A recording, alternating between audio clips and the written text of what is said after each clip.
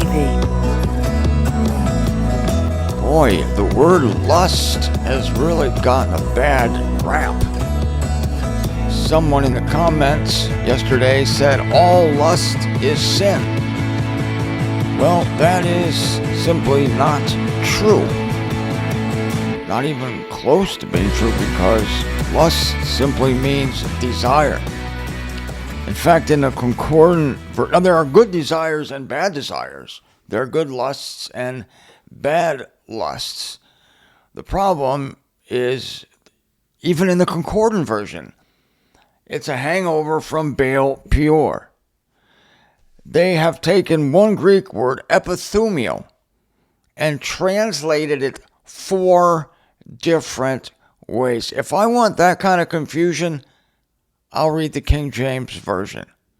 Really disappointed in the concordant version here. It's like they purposely use lust for negative connotations. And that's unfair to the word. And again, let me say this again. Epithumio, the Greek word. Same Greek word. And I'm going to go to some passages to show you this. Translated desire, lust, yearn, and covet in the concordant version, depending on the context. It really is not context dependent. I've looked at the context. You could actually put, and this would have been helpful, to put lust across the board. For every reference, just put lust. And I'm going to show you how it works. Or just put desire. But when you decide to put lust in a sexual and all verses having a sexual context, a negative sexual context, then you commit a crime against the word epithumio, don't you? Jesus said he epithumioed to eat the Passover with his disciples, Luke 22:15. I yearn to eat the Passover with you. Is all epithumio sin? Of course not, or else Jesus sinned in yearning to eat the Passover with his disciples. So I'm sure the commenter didn't mean that, but the commenter, having a religious hangover, which we all have some religious hangovers. I'm not blaming the commenter, but there's a religious hangover there concerning the word lust. The Christianity has absolutely ruined it. And the concordant version is helping, which is a crying shame. It's a lustful shame. It's a yearning shame. It's a shame of desire and coveting. Greetings, everyone. This is Martin Zender. Going to get into the Greek. Going to look at, of course, scriptural context. It's all about context. It's all about divine context, where God put this one word, one Greek word, the same Greek word. Here goes the voice again already. Why don't I bring the whiskey out here at the beginning? Okay, but since I'm going to be talking about sex and about lust and about desire, I think I need the whiskey anyway. And I'm also going to put a spray of cologne on, okay? Because, I mean, it just suits the atmosphere, suits the subject. I'll be right back. You may speak quietly among yourselves.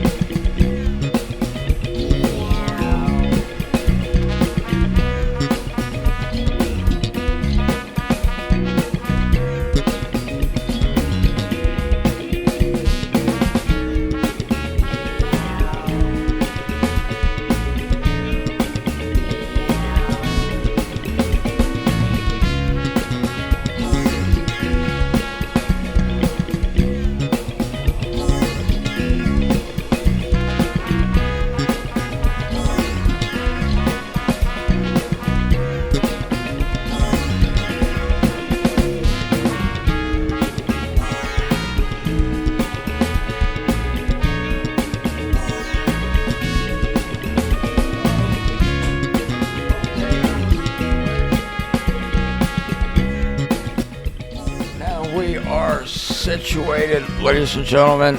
I got spritz a little cologne. No, I'm not going to tell you the cologne I wear. It's a secret. Yeah, no, that's the name of it. It's a secret. No, it's not. I'm not going to tell you what whiskey I'm drinking either. Here we go.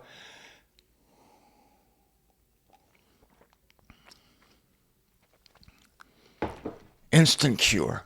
Instant cure. Me. So, what is with this epithumio?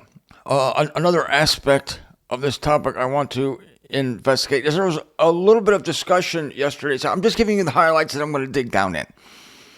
There was a discussion about whether lust is a proper emotion for marriage, a proper feeling in the wedding bed, in the marriage bed, in the bed of love, or should one's desire for one's wife be free of lust? And again, it's this idea that as soon as lust enters the room, everything becomes X-rated, and that is just not the case.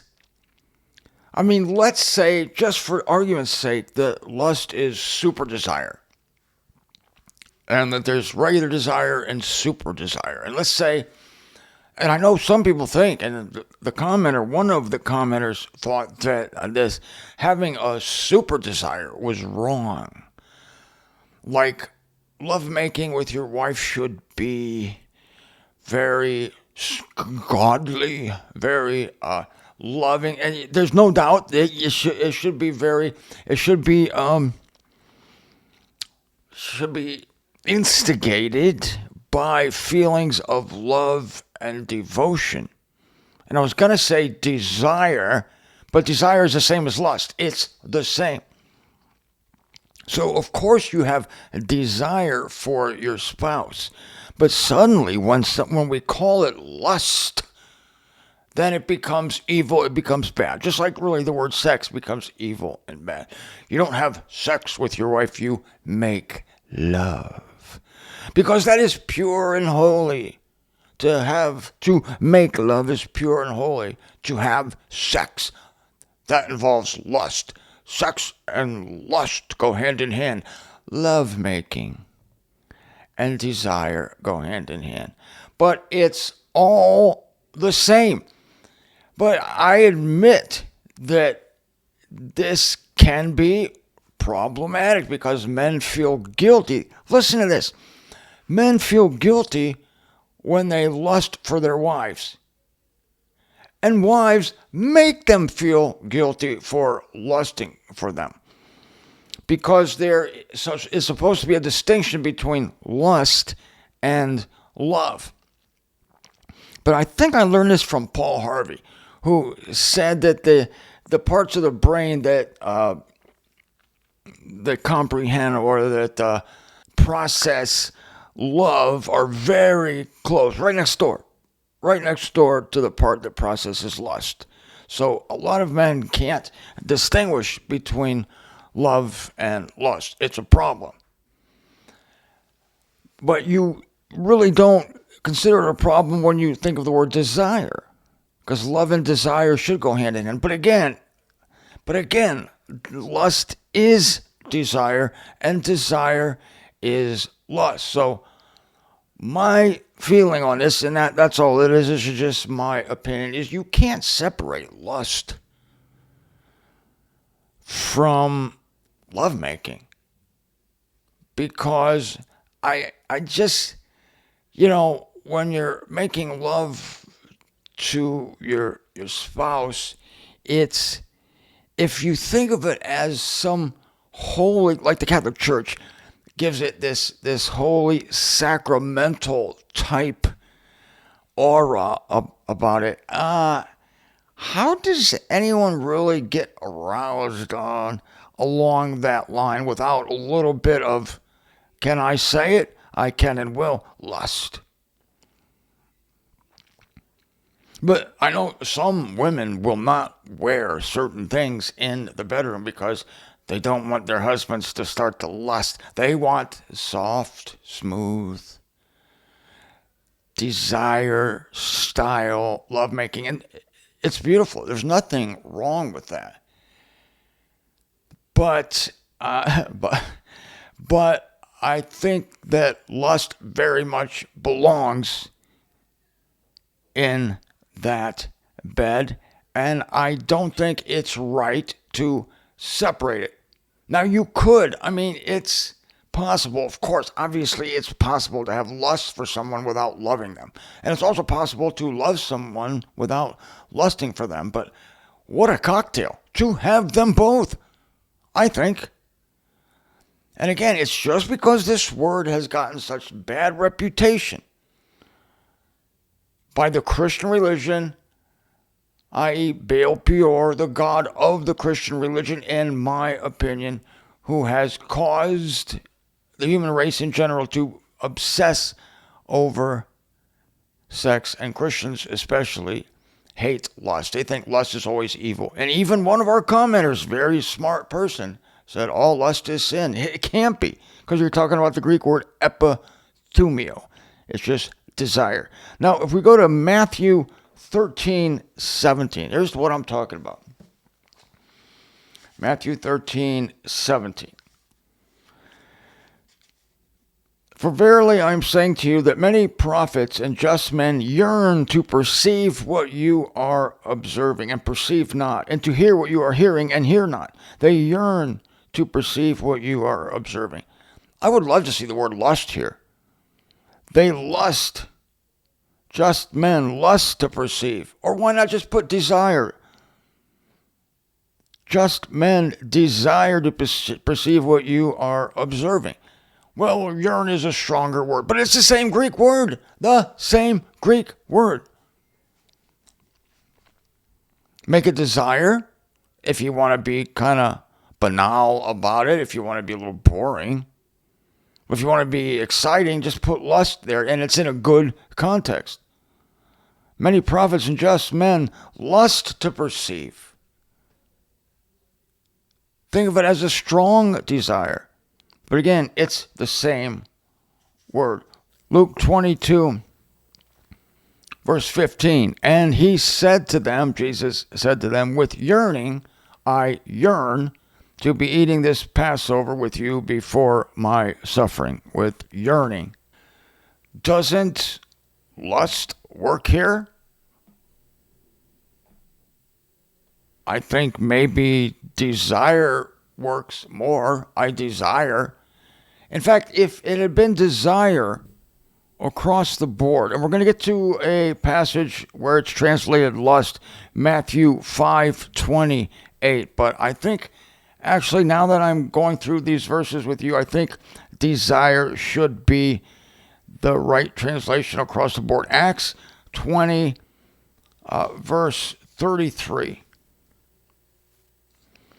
Paul says, I covet no one's silver or gold or vesture. I covet. He doesn't want it.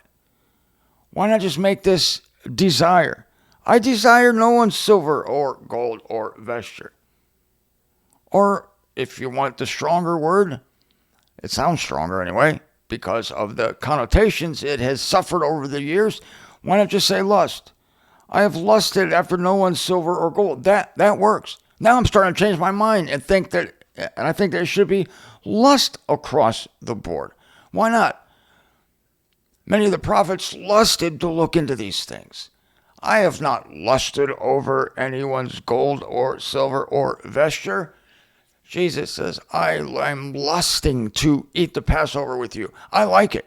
I actually like it. Let's go to 1 Timothy 6:9. This is really telling. Wait till you hear this one. 1 Timothy 6:9. Now, those intending to be rich. Oh, yeah, I need the whiskey again. 1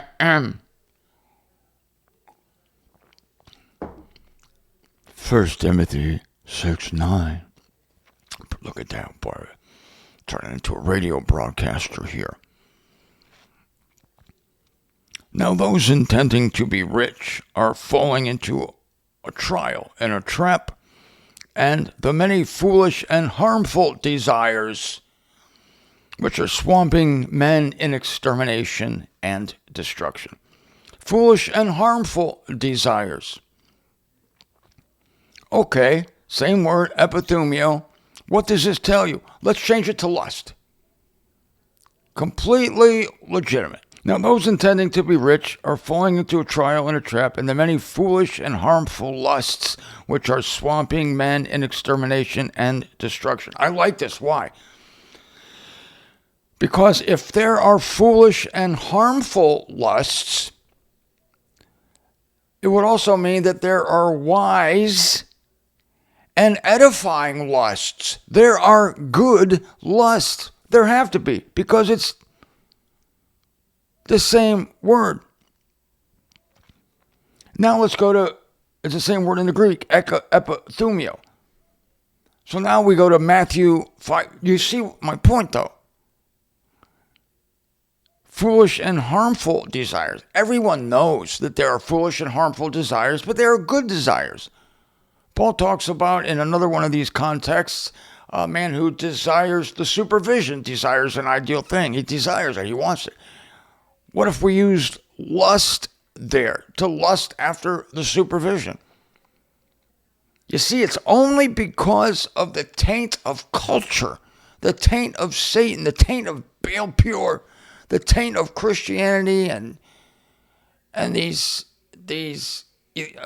Victorian Moors that have spoiled the word lust. And it bothers me. It bothers me, going back to the bedroom, because women tend to, I hear, get upset when men become lustful. It's like, oh, you only love me because of lust. You're lusting after me. It's like they can't distinguish. Like, if they see too much desire, then they think you're objectifying them. Right? I hear. Okay, I don't have this problem, but I know some women, because I've heard men complaining about it, who say that as soon as lust kicks in, i.e., as soon as desire kicks in, as soon as epithumio, I'm getting epithumio, my wife is wearing something very attractive, I'm feeling epithumio coming on. What happens when epithumio comes on? If a man's wife wears something extremely seductive, then the man gets excited, starts to breathe heavily, starts to make some gross movements with his limbs and other extensions of his body. And in many cases, the wife will suddenly feel objectified, suddenly feel like it's all about lust. Like, what do they want? Violin music? Hallmark hearts hanging from the ceiling? Shakespeare, my fairest, thou art the desire of my heart. Not the lust, no, the desire of my heart. Even though it's the same Greek word, but let's not talk about that right now. Thou art the epithumio. I'm sorry, thou art the yearning. Oh yes, she loves that word. Even though it's the same freaking word as covet, desire, lust. The yearning I feeleth in my heart for you is beyond anything Shakespeare could ever have dreamed or thought of. Forget Romeo and Juliet, for they were but youths who lusted after one another. Ah, no, but I would never lust against you, because all lust is a sin. I will remain in control, always, my love. I shall pound you with great control, with no lust at all in my heart, but with a sacred, holy kind of pounding that cometh only by the deepest wells of love within. Huh? What is this? What is this? Okay. Matthew 5:28. And here we go. Yet I am saying to you that every man looking at a woman to lust for her, here we go. This is the context. Why didn't the Concord make it yearn here? Every man yearning for a woman, or looking at a woman to yearn for her. Or why not just make it desire? Every man looking at a woman to desire her. No, concordant has to make it lust because of the Baal-Peor hangover. That's why. Knock was a little maybe square on this topic. Enoch, I don't think he was the star football player. I don't think he was the prom king in high school. Not sure he was Mr. Desirable, and so he would probably think that lust was evil too. That all lust is a sin, and so when it comes to sex, we got to put lust. Why? You translated the same word desire many other places. You translated it yearn in Luke 22:15 when the Lord wanted to eat the Passover with his disciples. Why can't you translate it yearn here? Oh, because I can't. Why? Because talking about desire for a woman. We all know that's lust and we all know that's bad. Is it? No, because there are good lust and bad lust. If you lust after your wife, that's good. Although, oddly enough, some wives think that's bad. Inexplicable, but they do. So there are good lusts and bad lusts. Jesus lusted to eat the Passover. That was good. But a man who lusts after a woman to commit adultery with her. I got this question today. This is another vast misunderstanding. I've explained this many times, but I'll end the show with this, and we'll continue this topic tomorrow since it's so entertaining. Every man looking at a woman to lust for her already commits adultery with her in his heart. The way this is interpreted is if you look at a woman and find her attractive and think to yourself, damn, I bet she would be great in bed, or boy, it'd be nice to have that woman, or I wonder what it would feel like to this and this and that, then you've automatically committed adultery. Okay, we have a problem right away, Houston. We do. And the problem is there's a crime in this context. The crime is what? Adultery. What is adultery? It is stealing another man's wife. If a single man experiences this issue with a single woman, that is, he is looking at her with desirous eyes, lustful eyes, we will even say, how could he possibly be committing adultery? Because he's single and she's single. You can't. It's impossible. Adultery has to do with married people. So there's no way that a single man looking at a single woman, even with lustful eyes, even with wanting to have sex with her, there's no way he can be committing adultery, even in that sense, even in the sense of the intent of the heart. But here's the key of the whole thing, is intent. It's intent. But this has been twisted so that any man who even admires a woman, this man has been accused by society, by Christianity, by his own wife of committing adultery. If he looks at a woman for 3 seconds too long, he's an adulterer, and his wife will put him in the same boat as men who actually steal other men's wives and bang the hell out of them because they are adulterers. This guy, he's just an innocent guy, loves his wife, faithful to his wife, sees a beautiful woman, admires her for a second. His wife catches him and says he's an adulterer. How could you possibly say that? Because of Matthew 5:28. Matthew 5:28. If you even look at a woman, you've committed adultery with her.